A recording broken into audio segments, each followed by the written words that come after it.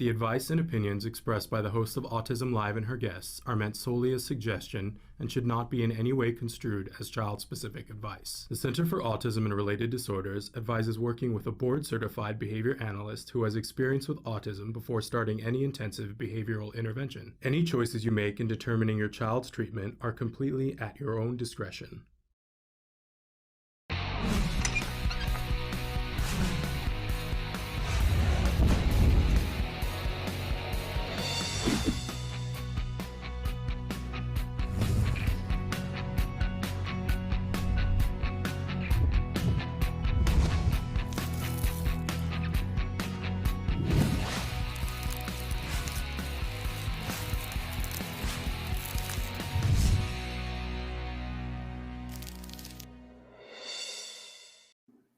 Good morning and welcome to Autism-Live. I'm Shannon Penrod and I'm so happy and excited to be with you on this Monday morning. It is the 17th of May.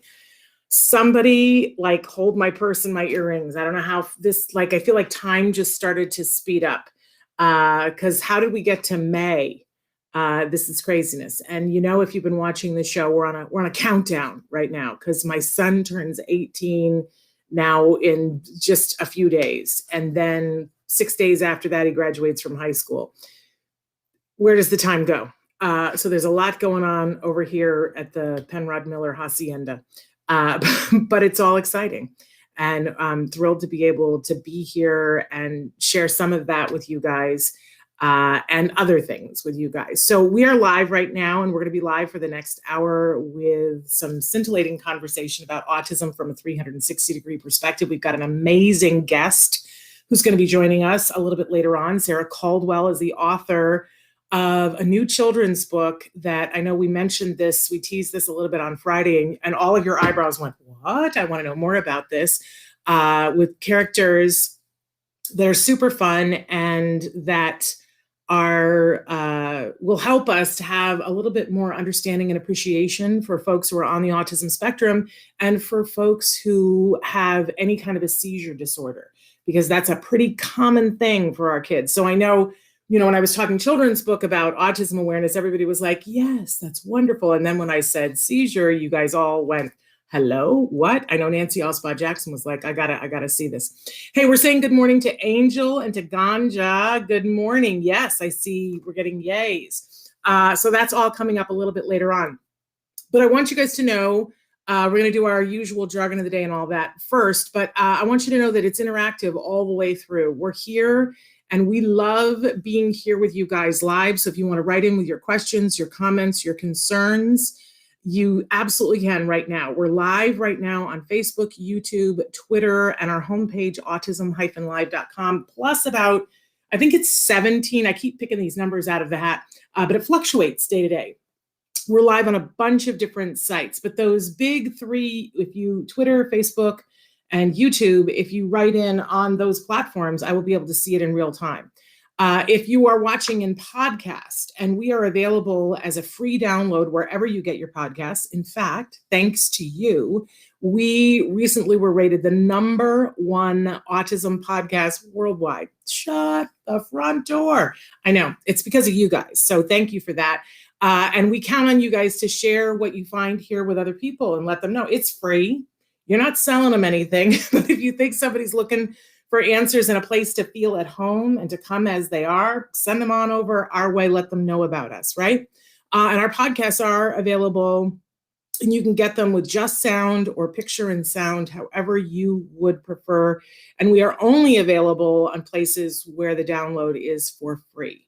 Because for 10 years, we've been fighting that battle. Everybody wants to, make it so that we have to charge you, and we keep going, no, this has got to be free information. Why? Because I feel very strongly about that.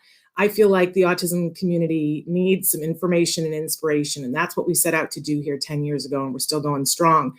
And when I say autism community, I'm talking about that larger autism community that we talk about here that starts, of course, with individuals who are on the spectrum themselves, right? Of course, they are the beating heart of our community, but we also include in our group everyone who loves those individuals and wants to be a part of fighting for their rights, the right to be able to live where they want, work where they want, love who they love, dress how they dress, be how they are, and be able to do all the things that they want to do that are important to them, not things that I as a mother decide are important, right? It's a very important distinction. And what are my credentials to be here? I just gave it away. I'm a mom. My son, as I said, is about to turn 18, was diagnosed with autism at 2.5. He is spectacular. I will fight with anybody who says that he's not. And he got some of the best help and support to be able to help him to do what he wanted to do, which I think is super important. And so we talk about that type of therapy, which is called ABA. And I know firestorm, controversy, but I really can't iterate enough on this show that there's ABA, which is all over the place now, widespread. In the 10 years we've been doing this show, everybody and their brother opened an ABA place, right? And then there's good quality ABA, and that's what we talk about here.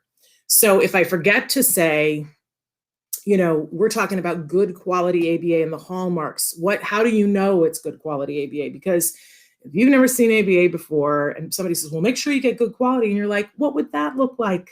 Right? So we try to shed some light on that, but always through the lens of that autism is not one size fits all. It is not even one size fits most. Yeah. So we try to be respectful about, what worked for my son might be different for you or your child. Yeah. But we welcome everything here, wherever you are, whatever you're thinking, whatever you're feeling, you're welcome here. You have a home here. You're part of the tribe, that bigger, we love folks on the spectrum and welcome them tribe. Okay, so having said all of that, like I said, we have lots of experts on the show, but I'm a mom and I don't want to shortchange that. I used to say I'm just a mom. There's no such thing as that, just a mom. I'm a mom, right? And I'm a mom with a capital MOM, mom on a mission, and want to help you on whatever mission you're on. But I'm not an expert. I have been covering autism in this show and in another show before that. Now, I think I'm up to 14 years of covering autism with a journalistic point of view. So I always like to say I have an informed opinion that I like to share. That doesn't make me an expert. So let's just remember that I'm not an expert, but I care deeply about whatever your story is and whatever you're trying to accomplish. Okay? So we start out Mondays with something we fondly refer to as the jargon of the day. This is when we take on one word, one phrase, one acronym. We try to figure out what in the hey nani are those experts talking about and why is it important? Because I don't know about you, but when my son was diagnosed and people started yakking at me and I was like, what is this language you're speaking? And I got frustrated and overwhelmed with it. But then, I just rejected it out of hand and said, explain it to me as if I didn't get a degree in psychology, okay? But then I realized a couple of years in that I was shortchanging him and I was shortchanging myself, that we could move faster, get more done, and have more progress if I learned some of these terms. But you can't learn them all overnight, right? So we give them to you one at a time, like 3 a week. And we try to first give you the actual definition. Then we make fun of the actual definition and how useless it normally is, sometimes not. And then we give you a working definition to try to help you to understand what this is and what it has to do with you and why you should care, why it's important enough. Because listen, I don't give you jargon terms that I'm like, you're never going to run into that, right? That's just if you're a BCBA, more jargon. Anyway, so today's jargon term, it's time for the jargon of the day. Today's jargon term is one that's a relatively new term, and that's an RBT. And many of you are running into this term more and more because your insurance got involved with this term. And whenever insurance get involved and suddenly you don't have therapy because you don't have an RBT and you go, all right, wait a second, what is an RBT and why is this messing up my therapy? So let's take a look at what our actual definition, now that we're in alphabet land, my favorite place to be, not.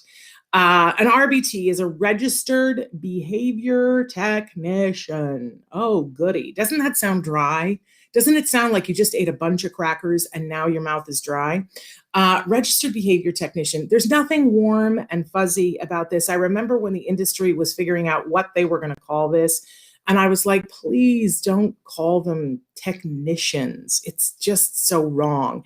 But, I was not listened to on this. So it is registered behavior technician. So, and you notice that a lot of times now we used to call them therapists. The people who would do ABA with our kiddos and our teens and adults, we called them therapists. Well, that got confusing because everybody thought, oh, you're laying on a couch and you're talking to them about, the fact that your mother didn't give you what you wanted for your 10th birthday. No.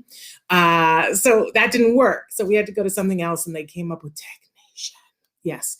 I can guarantee you the person who came up with this had lots and lots of letters after their name and had never watched an episode of Friends, right? Technician is not warm and fuzzy. However, it's what insurance liked too. And we live in the land of insurance. So, okay, but that's what it is. But what does this actually mean to you, and why is it so important? So let's take a look at our working definition. A registered behavior technician is an individual who has been certified to show that they understand the basic tenets of applied behavior analysis. So if somebody goes, and right now, every ABA company in the world is hiring. If you are looking for a job, there are jobs available. And if you like working with kids, woohoo. Now, every ABA company doesn't train the same as other companies, but they need to give you a little bit of training. And what a lot of companies do will give a certain amount of training, and then they'll say, we want you to go and get your RBT. And so the RBT, people can go, and the first step of it is that they take an online e-learning class that's paced at their own pace. I'll tell you where the best one is in just a minute. But so they take this class about what do I need to know about applied behavior analysis. And then after that, you have to take a test to show that you not only took the class, but that you understand it and can implement it. And it's a good test. I've taken it, by the way, passed, yes. But it's a good test because it doesn't just test, do you know the information? It tests to see if you can utilize the information in circumstances that weren't given to you. I like that kind of a test. Okay. So then an RBT, in order to get that RBT designation, they have to work with a mentor, and they have to do a certain number of hours of working with individuals doing ABA. All right. Now I'm going to tease that later on in the week, we have another term, which is a BCAT, which is a board certified autism technician.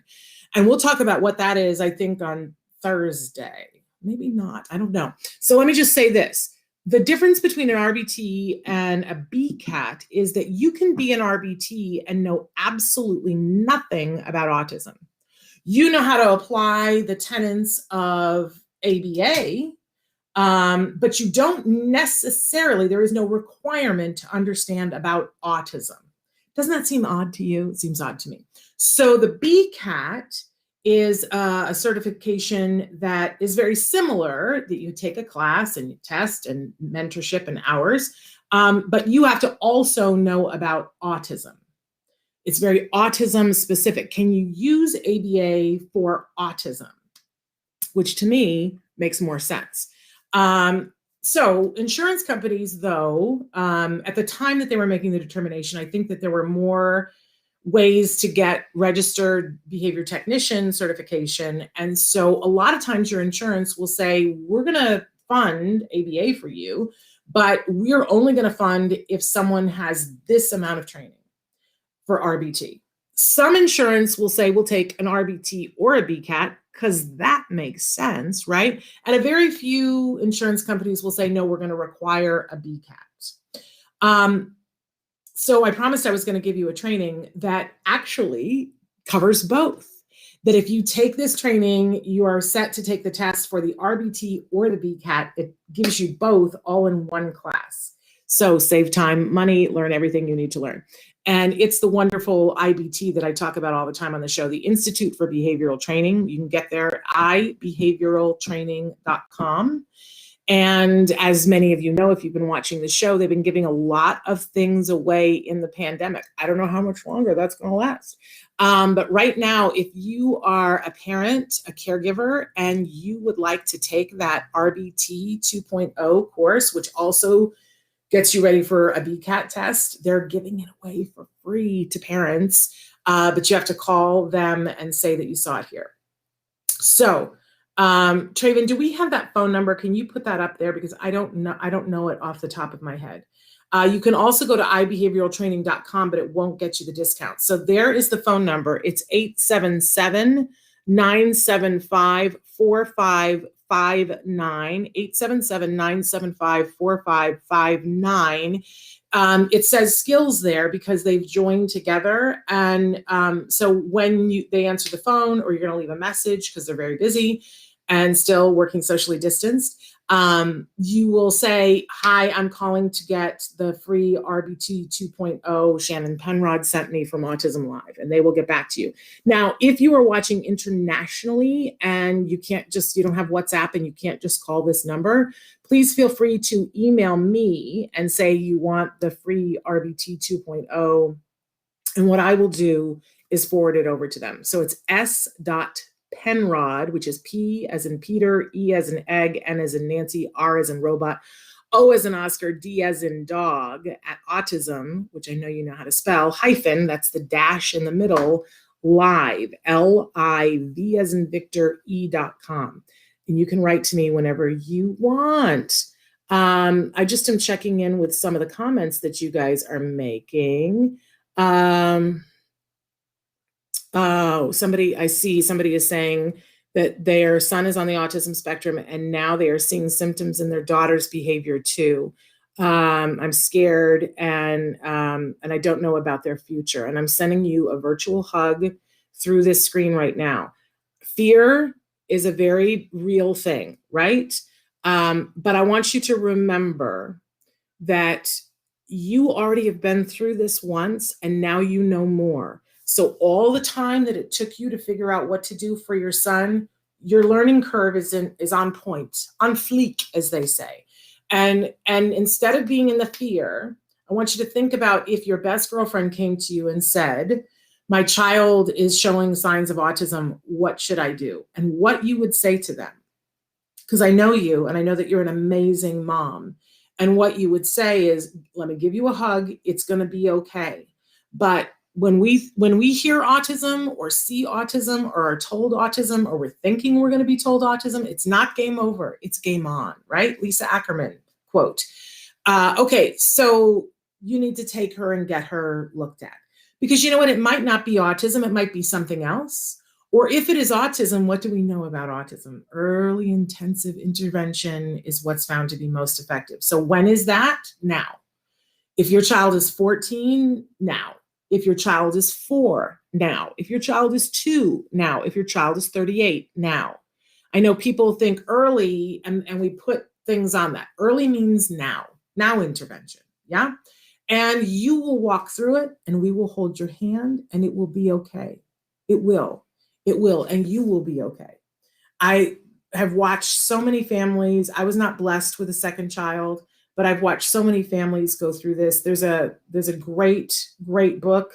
Ileana Gershlovitz talks about having gone through autism with one of her sons, and then when her third son was diagnosed with autism and how it just about leveled her. But she knew what to do, and they got on board. And all the time it took to figure out what to do for her son, they just got started with her youngest son, who has now, you know, I know I've said to people, I don't want to use the word recovered because I think it triggers some people, but her son has no disabling aspects of autism now, the youngest son, because they were able to start so early. So I'm putting that in your backpack, Ganja, and I want you to take her and get her diagnosed as soon as possible. Okay, wonderful. And I'm just reading your comments, and I love that you guys are writing in and giving that mom some support. Okay, we need to move on. Now that we've done our jargon of the day, we got to go on to our question for the day. So I love this question because it was just Teacher Appreciation Week 2 weeks ago, but it's never too late to think about this. Who was your favorite teacher? And I'm going to further ask you why. What was it about that teacher that made them your favorite teacher? And I have a bunch of favorite teachers, and for different reasons. I have some teachers that were just so passionate about the subject that they taught that they lit it up, they made it come alive, they made it exciting. But then there are other teachers that I have they're my favorite teacher because I knew they believed in me. And I knew that they knew that I could do what it was that they were teaching. The power of belief. I love when we talk to Temple Grandin and she talks about that science teacher that just lit her up, a teacher that makes a difference. As I said, my son's getting ready to graduate from high school, but when he was a freshman in high school, he had the teacher. And I've written this teacher a letter. Do you know what I'm saying? Like the letter that made us all weep and do the kind of crying because he changed his life. My son was somebody who, even in 6th grade, had a BIP for writing because he didn't want to write. And then he went into 9th grade with this teacher who said, I see a writer. I know that he's there. I'm not going to force you to do it in the way that other people have done it. I want to know what you want to write. And he unveiled a writer. And now my son is getting ready to go to college to be a writer. It's just insane. It's just totally, totally insane. But that's what one teacher can do. One teacher. Woo! And if you haven't already, if it's possible, if the teacher who is your favorite teacher is still alive, write to them, tell them, and tell them why. And if they're not alive, tell their kids, find their kids and tell them. I've had to do that before with one teacher, and the daughter cried and cried and cried and said, you can't know how much this means to me to know this. So let them know. But why were they their favorite teacher? And what can we learn? Because we're all teachers, right? What can we learn about being that teacher to ourselves and to the people that we love on and off the spectrum? How can we be a better teacher? Okay, so write in and tell us who was your favorite teacher. Name them because they like to be named. Okay, and then we're moving on to our topic for the week.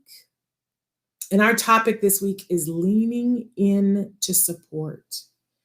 I know that there is this myth in the motherhood and parent community that you're supposed to know everything how to take care of your child the minute they come, in the first time they're placed into your arms, however they got there, that you're supposed to know how to do everything. It's a myth. It's not. They don't come with instruction booklets. And especially when our kids come with additional challenges, that doesn't come with an instruction booklet either. So we have to let go of the idea that we can do this by ourselves. We have to be willing to ask for help. We have to be willing to take help. We got to lean in to the support where it's available. And I don't know about you, but I found once I became a member of that larger autism community, after my son was diagnosed, that there were people I expected to be my support. Like I remember thinking in particular that, my family was going to be so helpful and so supportive. And, bless them. I don't want to say anything negative about my family, but what I found was that there were other people who gave me the help that I really needed and the support that I really needed. And that sometimes I was surprised at who stepped up, good surprised. And sometimes I was horribly, horribly disappointed by people that I thought got it and didn't. It's taken me many, many years to realize that very few people get it. Very few people get it.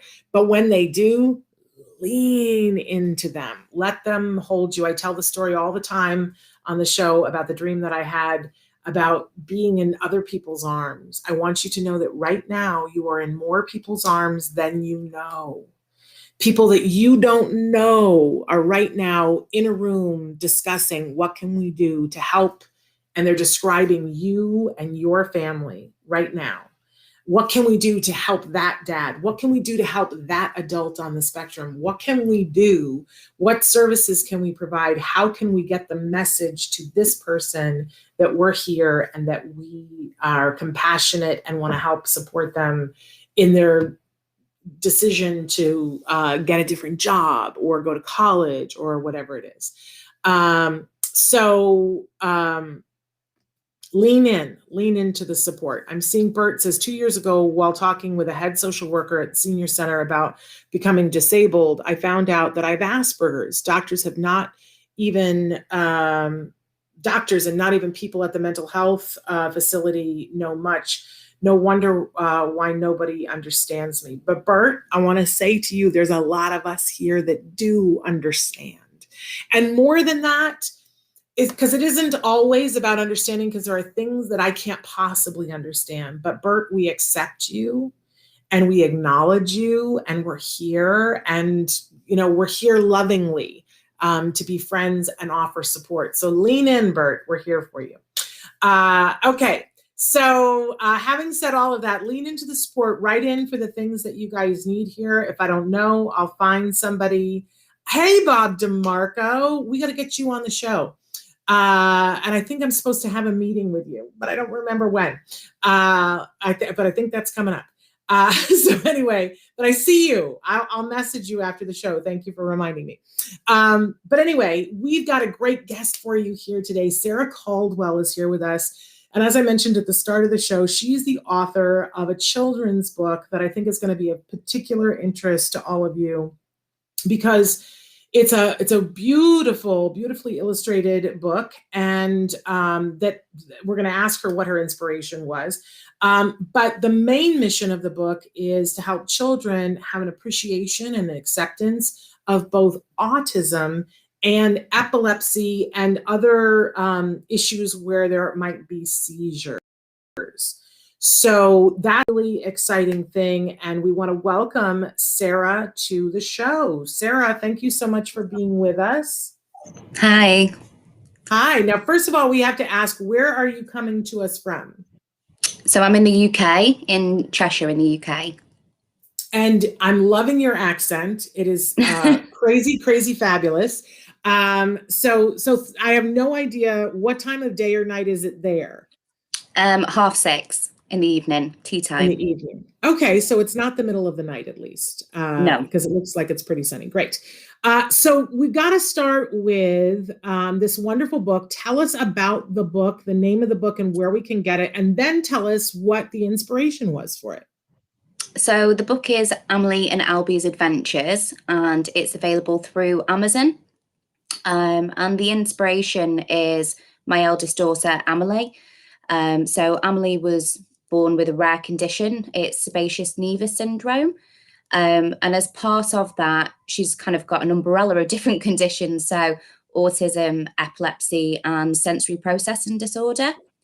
And so I think, so Amelie's 7 now, and over kind of the last few years and kind of experiencing just kind of general day-to-day life, whether it's going to the supermarket and Amelie decides that every single thing that goes in the trolley, is getting flung out, or you go to the park and she's resistant that she doesn't want to get out of the swing, and everybody's kind of staring and looking and thinking, what's she doing?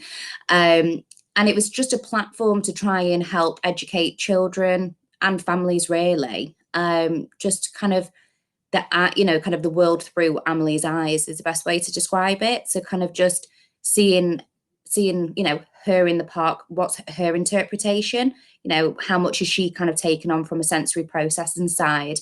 And she has a best friend, Albie the Dragon, that kind of is there to help and kind of support her along the way. So yeah, it's just a kind of a nice tale. It's like a rhyming tale to kind of just go through those day-to-day experiences. And, I can't even imagine how important it was for you, not only to represent your daughter, but I hear from so many people who have kids on the spectrum who are also having seizures. Some of them have not yet been diagnosed with epilepsy, because my understanding is that you have to have a certain number of seizures before you get the dual diagnosis. But the minute I said that that's what this book was about, boy, the interest was overwhelming, Sarah. People were like, really? Yeah. Well, we need that book. So talk a little bit about what it means to you and what you hope this book will accomplish, both for your daughter and for the community. I think for me, it's the raising awareness piece, especially. Hopefully it'll help educate typical families. I don't like using that word, but typical families. And something that's enjoyable for them to read as part of their kind of book collection, and to start seeing it as the norm, so to speak, and it to not be different. And the feedback that I've had so far has been lovely, because people have kind of said it's actually gave us that platform to be able to have a conversation as a family, because in there it talks about Amelie being non-verbal and talking with her hands rather than being able to use words. And there's children that are saying, well, why does she use her hands? Why can't she talk? And, unless they've kind of going to ever come up against that, they're never going to ask those questions. And then also from an epilepsy point of view, it can be scary, so if it's your first time of seeing a seizure in, that person, whether it's a child or an adult, and it's in public, I just thought it's a nice kind of soft way to kind of introduce that in a book, because I've got a younger daughter that's 3.5, and I kind of thought, how can I teach my daughter about epilepsy without it being too frightening? And then I tried to have a look for those types of books and kind of struggled to come across it. So that's kind of where the messages come from and the why. And I'm just hoping that it's going to be kind of a first of a series. So I will be expanding from this. I'm in the middle of writing the second one at the moment, which will kind of touch on other areas, but I'm hoping it'll just become a series that people kind of get invested in and want to continue to kind of follow the journey.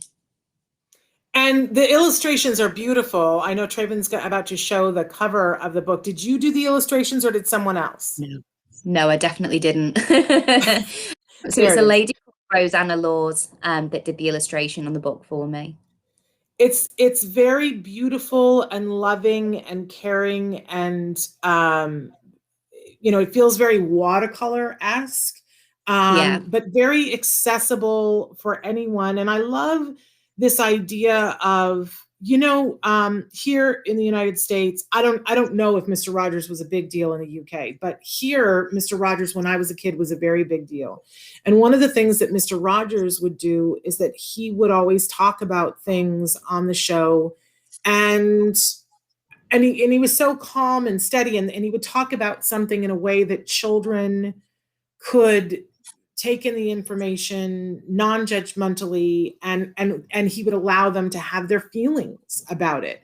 And it was such a sad day when Mr. Rogers retired. I feel like other things like Sesame Street and what the Mr. Tiger's Neighborhood sort of it's a spin-off of Mr. Rogers, but I feel like they really set this great example that when we want to talk to a child about something, it's better to have them experience it in a way that allows them to have their feelings and normalizes it, which is why I think it's so important that every night we need to be reading to our kids, every night, and reading with them when that comes about. Regardless, I know for some of you, you're like, oh, my child won't allow me to read. We'll talk about that in a second, because this is an important thing, reading to our children from a very young age. And you need to have enough books, a library of enough books, or go to the library on a regular basis to have different topics, but it's a great teaching tool. And yet, for me, I was always wanting a book that I could read to my son where he could recognize himself, that he can see himself in the story. And at a certain point, when we started including the A word in our conversations, the children's books were few and far between that dealt with this. And I'm hearing even less that deal with seizures and epilepsy. So I always think when we have somebody on who's written a book, who is this book for? And I think, first of all, it's for our kiddos that are on the spectrum to be able to recognize themselves. But I love that you brought up that, reading it to your younger child so that she has an understanding of the fact that this is your sister and it's okay. It's okay. And I hope that when adults are reading this with their kids, that they will hear the message, Sarah, because I think the kids will pick it up fast. It's the adults that are slow to learn. Tell us again, where can we get the books? It's on Amazon. So it's Amazon or the webpage, which is amelieandalby.com. Okay. And you mentioned that you think that this is going to be a series. How lovely for your daughter that she's going to be featured in a series. So we will look forward to more of that. Now I want to shift to talking, since I don't know that I have ever heard you say what it is that your daughter was diagnosed with before. And since we're here and have you, I'm just going to guess that you are not the only person that's had a daughter diagnosed with this. Talk to us about your daughter and what life is like for her day to day, and tell us a little bit. I don't even remember, say it again for us, what she was diagnosed with. Sebaceous nevus syndrome. Okay. So basically, when Amelie was born, the only apparent kind of differences, so to speak, was that she's got a skin condition. So there's kind of bald patches on her head where the hair hasn't grown through. And originally they thought they were birthmarks. And then when Amelie was 12 weeks old, that's when she had her first seizure. And that kind of opened the gate up then in terms of, what's going on. So Amelie had about 100 seizures a day. So it kind of spiraled straight away from being a baby. And we got to a point where we went through 7 different medicines and they weren't doing anything. So she got approved for epilepsy surgery. And she ended up having brain surgery in Great Ormond Street in London. So she had a left temporal lobe resection, and that's part of the condition. So basically the brain, just wasn't formed correctly, and that's hence why she was having the seizures. So we went through the surgery, and then 6 months post-surgery, she started seizing again, but a completely different type of seizure. So she went from having focal seizures into West syndrome. So it's a spasm instead. And then so she still seizes today, kind of daily, and we just have to kind of maintain it with the medicine that we can do because she's already had the surgery.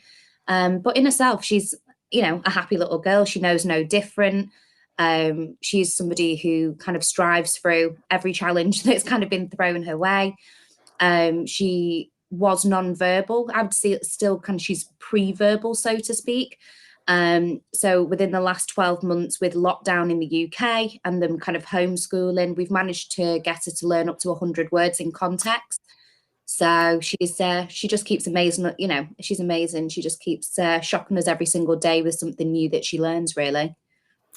I can't even imagine. Was she your first child? Yeah, thrown in a deep. Well, and you, forgive me, but you look incredibly young. And so I can't imagine being a young woman, having your first baby, 12 weeks old. You're overwhelmed anyway. I don't know anybody who wasn't overwhelmed at 12 weeks with their first baby. And then she has a seizure. Like, did you know that that's what it was the first time she had one?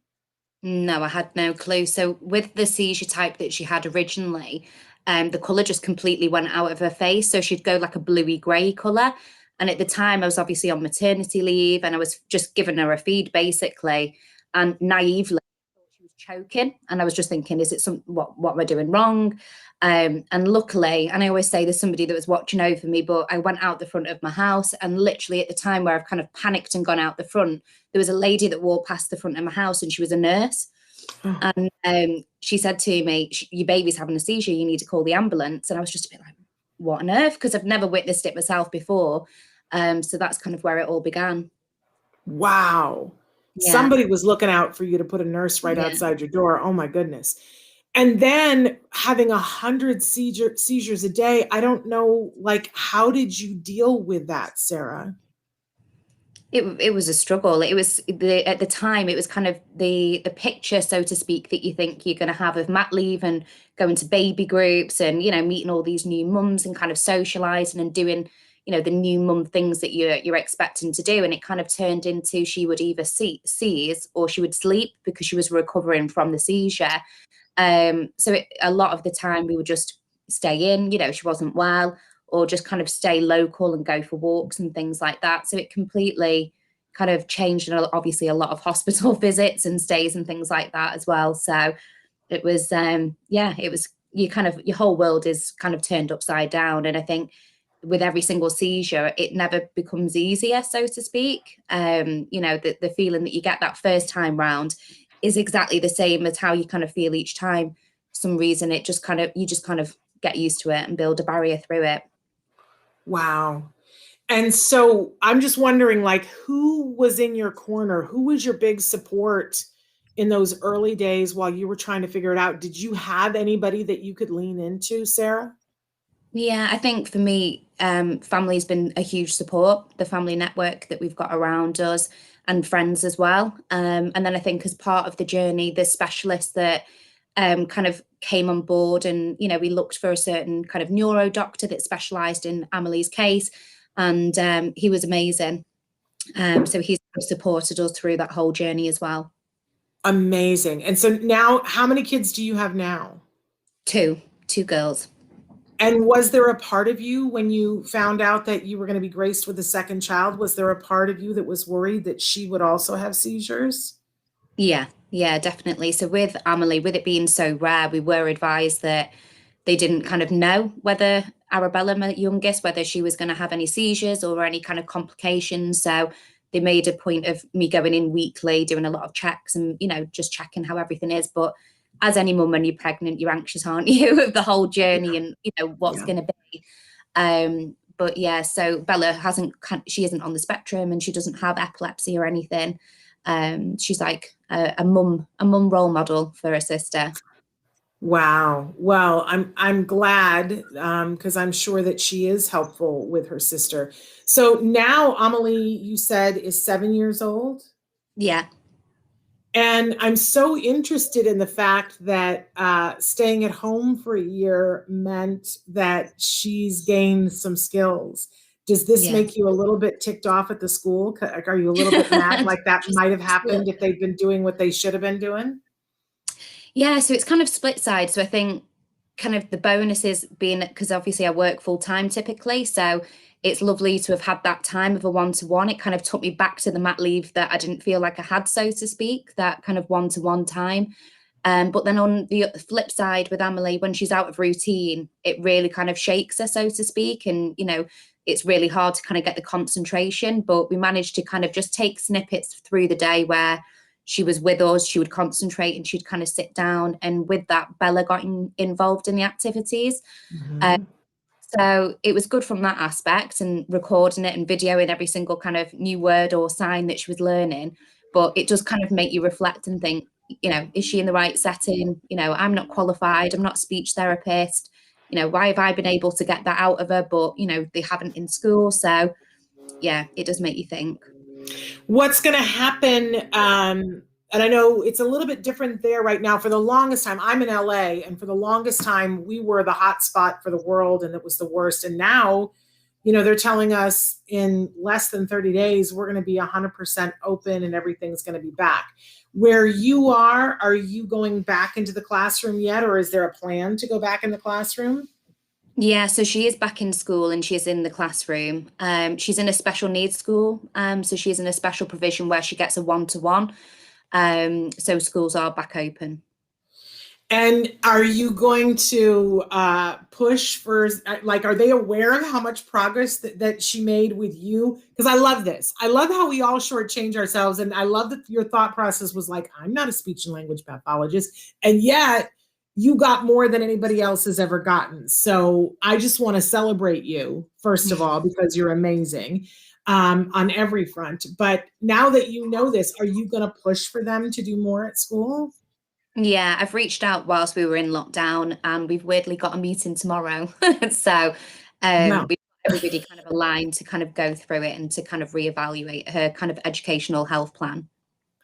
Yeah. I think sometimes, listen, I love teachers. I'm a former teacher and I love everybody who works with our kids. And I think that they all mean well, most of them anyway.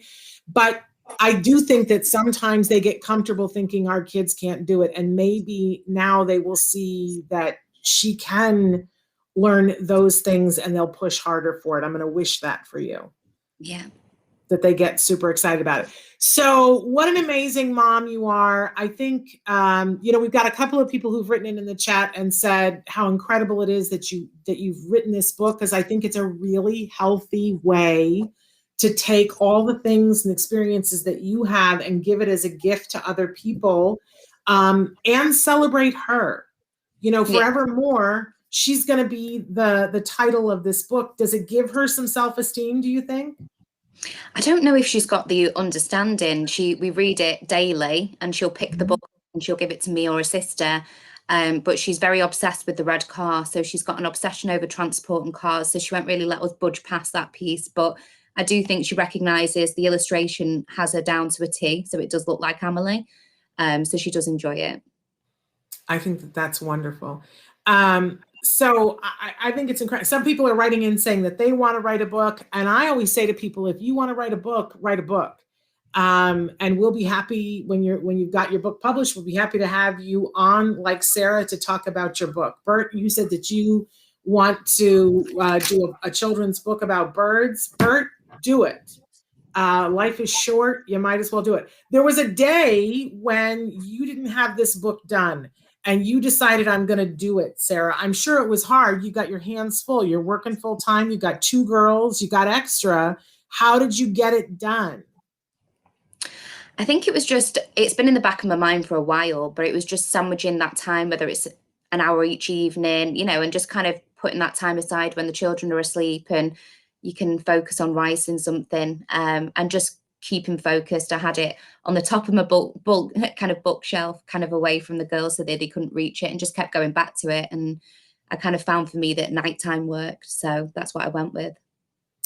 I love it. I feel like, a part of it is therapy and you're putting it out there and it will help other people. So we really want to encourage everybody, get the book, Amelie and Albie's Adventures, You can get it on Amazon. You can also, Traven has put it in the chat, amelieandalbie.com. You can go there and you can order it there. Although it will be in pounds, not dollars. So I'm sure that it has a way of translating that, but I saw that this morning. That's how I knew that you weren't somewhere here in the States that we were going to be talking to. But I really want to encourage, and I always say when getting these books, it's a wonderful thing to get 2. And there's always somebody, it's somebody's birthday coming up. Or something. And what a great gift if you get one for your child and then you get one for their best friend at school or your friend's friend that you're trying to get them to do play dates. Add it to their library, and what you will do is spread awareness and acceptance. And giving a child a book is always, I think, the best thing that you can do, because toys come and go, but books last forever. So I celebrate you, Sarah. Really remarkable. We can't wait until you write more, and we'll have to have you back when you've got more in the series. Do you know what the subject matter of the second book is going to be? Yeah, so the next one's going to focus more around kind of ADHD and the sensory processing side of things. Okay, can I request? You probably have already thought about this. Are you going to put your younger daughter in the book? She's told me I've got to. Okay, I'm with her. I'm with her because you know what else? The other thing that people write in and tell us all the time, there isn't enough out there about the siblings. Yeah. For them to have it normalized that this is what my life is like. This is what my life looks like. This is my brother, my sister. I love them. And it's not always about me and all the feelings that I have about that. It's a really important topic. So please make sure. I love that she already told you she has to be in it. She's. I think that the siblings grow up to be the most amazing people on the face of the planet. I have yet to meet somebody on the autism spectrum that I don't like, and I have yet to meet anybody who is the sibling of somebody on the autism spectrum that I don't like. They're all amazing people. And that's a pretty broad statement. So that they're all amazing, but that is my science, my data has shown that to be true. So please give both of your girls a hug. We encourage everybody to go and get the book, but get 2 of them at least. And I always say too, if nothing else, get one for your child's teacher to have them add it to their library, because then that will be something that a generation of kids will read. And if your children are no longer in school, what a great gift to give to the local library or the local school. It's a really good service that you would be doing. Sarah, thank you so much for joining us. Thank you for having me. All right, you give those girls a hug from us, okay? I will do. Thank you. All right, you take care. Bye-bye. Bye. We've got just a couple of minutes here at the end of the show. I just wanted to shout out to Bert and say, Bert, I'm really excited about the fact that you are an artist and that you love birds and that you want to do a children's book about birds. I think that that's absolutely amazing. And Bert, I want to encourage you to go to a website that's The Art of Autism. And the website is literally the-art-of-autism.com. I had to think about it for a second, but go and check out. They're just a nonprofit organization that helps artists on the spectrum to figure out what they want to do, how they want to monetize it, because any artist has a hard time figuring out, how do I do this for a living, right? But it's very possible, and in this digital age, it's more possible than ever. And so I want to encourage you to reach out to them and take a look at what they're doing, because that's a really a fun thing to do. Okay, I'm looking back at questions. Anybody got a question? Because we got about 8 minutes left here. Oh, Nava, I didn't see that Nava wrote in, and she said, I happen to think that moms are the ultimate experts. I really agree with you, Nava. I do, but I have a lot of respect for people who have come into this environment, and I always say, we got recruited into this because for a lot of us, either those of you who are on the spectrum, you were born and you were a part of this community. And for those of us who are parents, our children were born and then later diagnosed. And so we were recruited in. And there's a group of people, though, who are growing up, and they go, you know what I'd like to do? I'd like to work with people who are on the autism spectrum. I would like to be a support to them. I would like to help them to be able to speak. I would like to be able to help them, fill in the blank. And they devote their entire life to doing this. And I'm always in awe of them. I'm like, I got to be honest with you. I've always had an interest in a lot of different things. And I had a college, my college roommate had a son who was diagnosed with autism. And I was deeply, deeply curious and wanted to be supportive and loved meeting him and all of those things. I didn't go, hey, you know what I think I'll go do? I'll go start a show about autism, or I'll go, at the time I was a college professor teaching theater, and I did do theater that was inclusive, but it wasn't like I said, I know what I'm going to go do. I'm going to start a theater group that's inclusive for people on the autism spectrum. Like, it didn't occur to me. It wasn't a thing. So I'm always in awe of those people who see it and go, yes, no, this is what I want to do. I want to spend the rest of my life doing this. And I have respect for the experts. There were things that, as a mom, that I felt really strongly about for my son. But there were things I didn't know how to do. And I always tell the story about when we started therapy, and we had the best of ABA. And at that time, they would come to the house, and it was the Center for Autism and Related Disorders. And the second therapist, first of all, the first therapist that ever came to the door was such a shock to me. I don't know what I expected, but when they were talking about therapists, I guess I expected a little Sigmund Freud to be at the door in a suit. You know what I mean? And I opened the door, and the only thing that I can say to describe this young man is that his personality reminded me of the genie from Aladdin. The Robin Williams cartoon genie, like that's how he was. And he did have a big gold earring and dreadlocks. But he would laugh, and I would think, we're going to get kicked out of our condo because he would make so much noise, and he would play with my son, and it would sound like, insanity.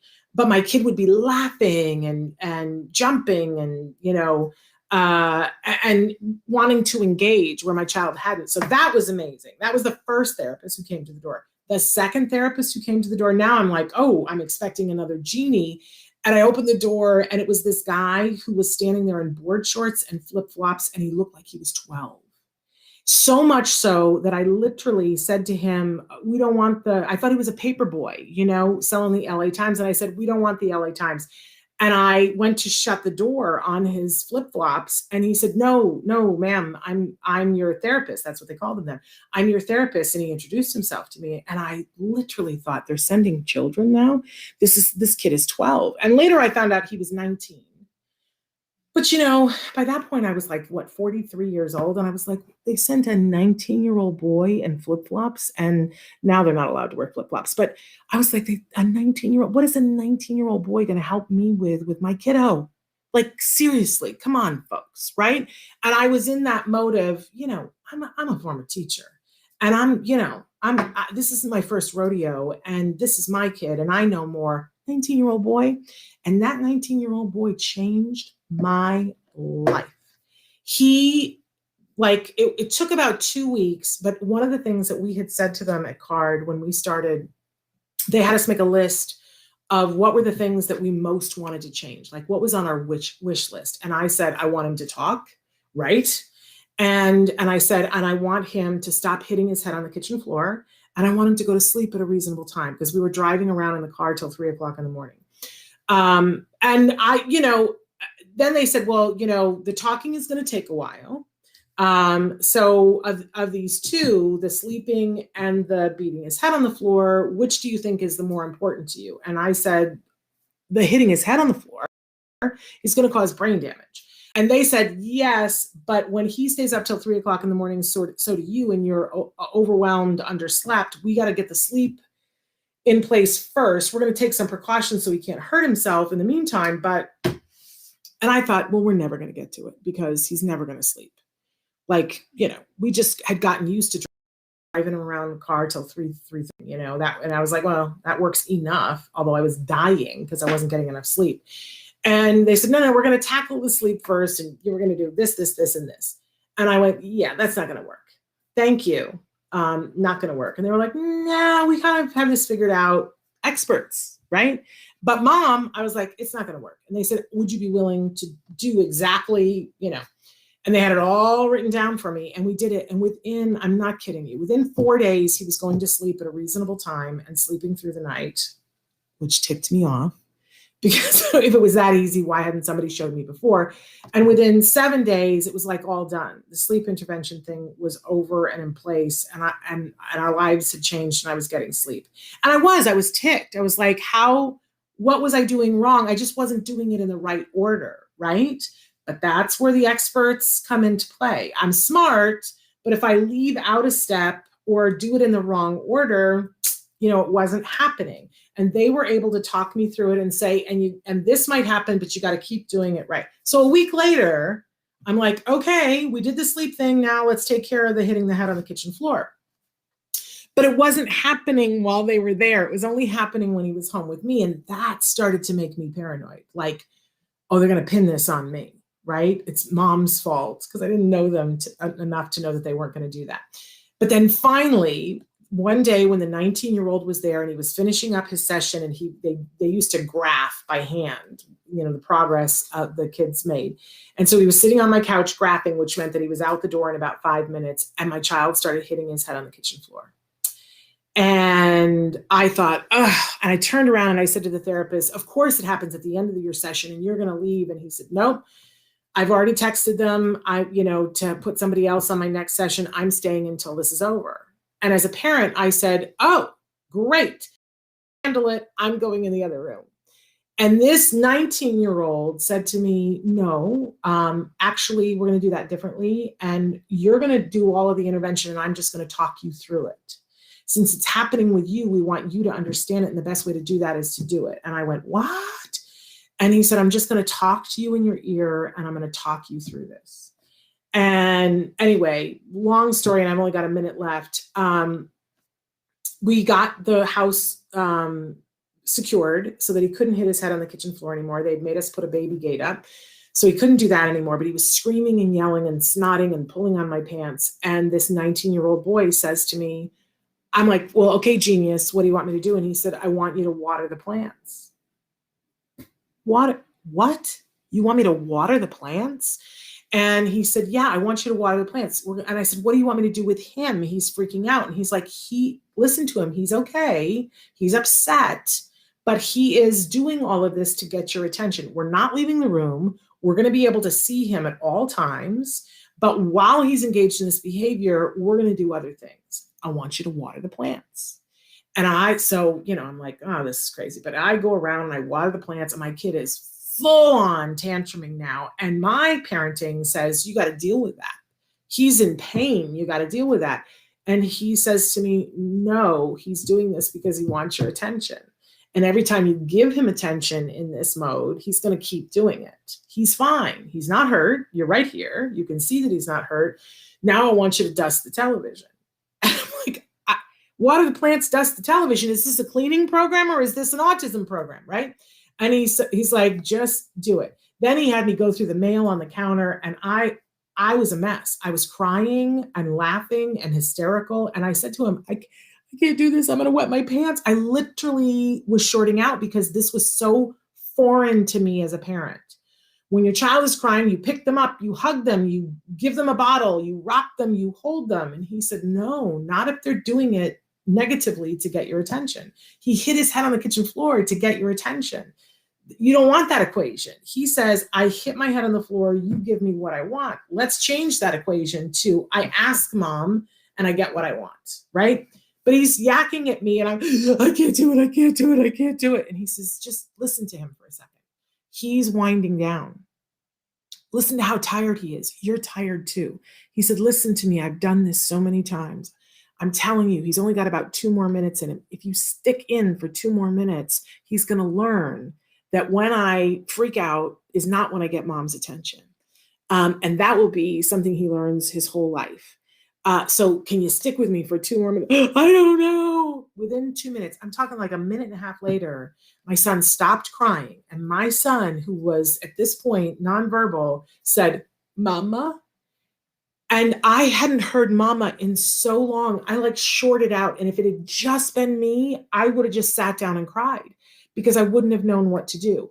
But the 19-year-old was there and he said, now, mom, now pick him up, now hug him, now rock him, now hold him. Because he asked for your attention, give it to him now. Teach him when you ask for my attention, it's there for you. So I'm holding my child and rocking and crying. But here's the upshot of it. My son never hit his head on the kitchen floor again. Never again. Because he had learned that's not how I get what I want. And a 19-year-old boy in board shorts and flip-flops, who's now considered amazing expert in the field of autism and is, he's not a boy anymore. But he was 19 years old. And he taught me what to do. That if I change the equation, that I could really be a teacher for my son, that I could really be there for him, that I could really comfort him, but that I set up circumstances under which he didn't have to hit his head on the kitchen floor to be able to get my attention and to get what he wanted. So moms are experts, but don't discount the other experts because sometimes they can save your life, change everything for you. A 19-year-old did that for me. Okay, so I want to thank all of you for being here. I want to tell you that, we've gone way over. Sorry, Trina. I want to tell you that tomorrow we're doing a best of Temple Grandin. And then we are going to see, I cannot promise you that we're going to be here live on Wednesday and Thursday. All will be revealed later. But we are going to be back live for sure on Friday. And Alex Plank is going to be with us on Friday.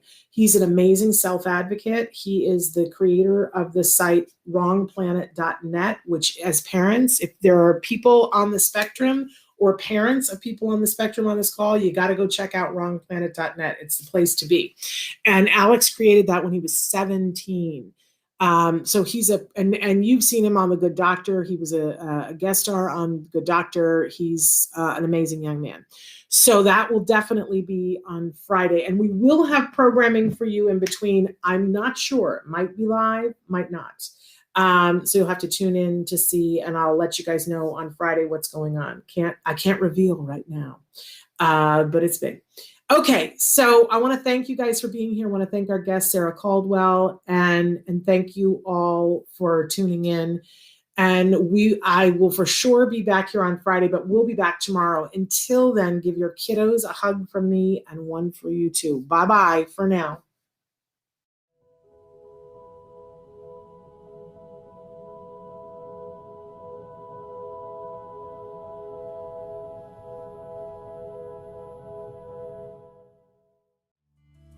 Thanks for watching Autism Live. If you found anything helpful in this video, please give us a like. In fact, make sure that you smash that subscribe button on YouTube and give us a like on Facebook. You can also follow us on Twitter and on Instagram for important updates. And please download our free podcast wherever you get your podcasts. Thank you so much. See you next time.